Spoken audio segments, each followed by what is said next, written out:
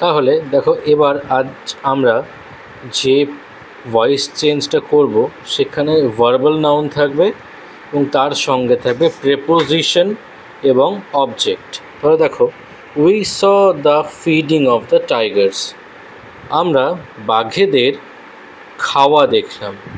এইগুলো যখন তোমরা সলভ করবে এই ক্ষেত্রে তোমাদের শব্দ নিয়ে একটু খেলা করতে হবে।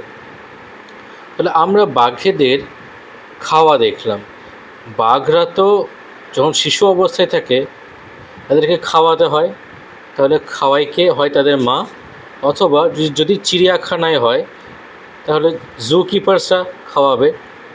তাহলে আমরা কি দেখলাম? বাঘেদের খাওয়ানো দেখলাম। তাহলে এটা লিখবো আমরা, we saw the tigers being fed. ঠিক আছে, তারপর দেখো, he saw the painting of this portrait, সে এই পোর্ট্রেট মানে হচ্ছে একজন মানুষের ছবি। এখন যেমন তোমরা পোর্ট্রেট সেলফি তোলো বা পোর্ট্রেট মোডে ফটো তোলো, আগেকার দিনে তো ওসব ছিল না। আগেকার দিনে পেন্টার দিয়ে আঁকানো হতো, যেমন মোনালিসা একটা পোর্ট্রেট। তাহলে এটা কীভাবে সলভ করবো? সেই একইভাবে, he saw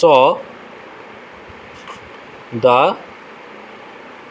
portrait being painted. Being কেন এলো? দেখো, আইএনজি যুক্ত ওয়ার্ড আছে বলে বিং এলো, এবং এই আইএনজি যুক্ত ওয়ার্ডের এই দিকে দা এবং এই দিকে অফ থাকা মানেই হচ্ছে এটা কিন্তু ভার্বাল নাউন, না হলে কিন্তু এটা জিরান্ড হতো। ঠিক আছে, তাহলে ভার্বাল নাউন হলো সেই জিরান্ড, তার দুই বডিগার্ড আছে, একদিকে থাকবে দা ও অন্যদিকে থাকবে অব।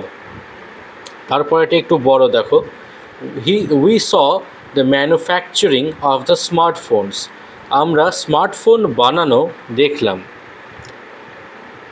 বা স্মার্টফোন বানাতে দেখলাম। এবার বানাতে বলতে রোবট বানাচ্ছে, অর্থাৎ বানানো দেখলাম বা বানাতে দেখলাম। তাহলে we saw the smartphones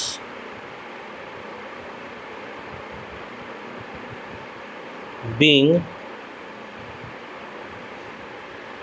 manufactured. এই ক্ষেত্রে তোমাদের একটু ওয়ার্ড নিয়ে খেলা করতে হবে। যেমন এখানে বানানো দেখলাম, তাহলে কি বানানো না, আমরা বানাতে দেখলাম, তাহলে বানাতেতে তোমাদের পরিবর্তন করতে হবে, বিং ম্যানুফ্যাকচার্ড এই ক্ষেত্রে। ঠিক আছে।